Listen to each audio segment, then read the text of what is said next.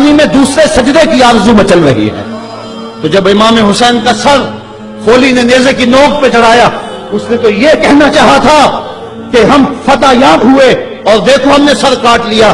किसी ने कहा जरा गौर से देखो, ये तो सर कट के भी सर बुलंद है, ये सर कट गया फिर भी सर बुलंदी नहीं गई है, इसका बांकपन फिर भी नहीं गया है। हुसैन का सर कल भी ऊंचा था, हुसैन का सर आज भी ऊंचा है।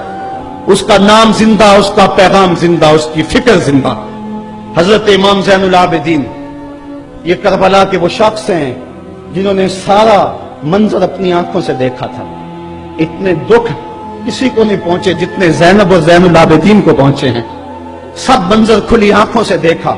14 साल की उम्र है, बीमार हैं, तारीख बताती है उसके बाद सारी जिंदगी हजरत ज़ैनुल आबिदीन ने ठंडा पानी नहीं पिया। जब पानी पीने लगते तड़पने लगते, कहते मुझे सकीना की प्यास याद आती है, मुझे अली अस्कर का तड़पना याद आता है। सारी जिंदगी फिर ठंडा पानी नहीं पिया। हजरत इमाम ज़ैनुल आबिदीन ने यह सारा मंजर खुली आंखों के साथ देखा था। और फिर आपने दमिश्क के बाजारों में भी और कूफे की गलियों के अंदर भी सरों का ये काफिला अपनी क़यादत के अंदर जो है वो गुजारा था।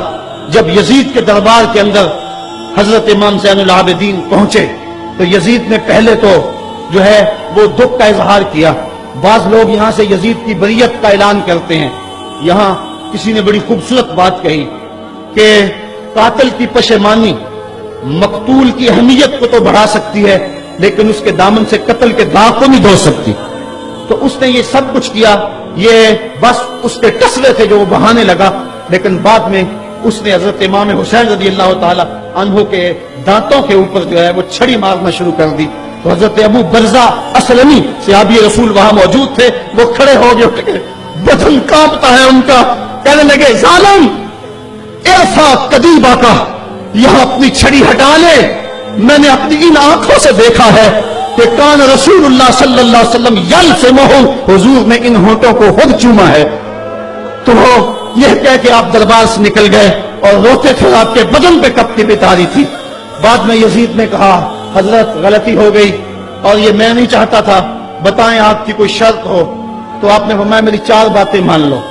उन 4 बातों में एक बात यह थी कि सरे हुसैन और सरे शहीदा हमारे सुपुर्द कर दो ताकि हम करबला जाके इनकी तदफीन कर सकें। दूसरी ये था कि हमें मदीना हफाजत से पहुंचा दो।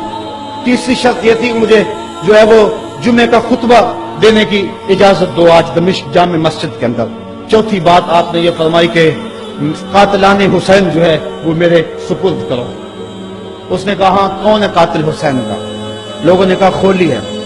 खोली ने कहा मैंने कत्ल नहीं किया, ये सनान बिन अंस नखी ने किया है। सनान बिन अंस नखी को कहा हाँ तू बता।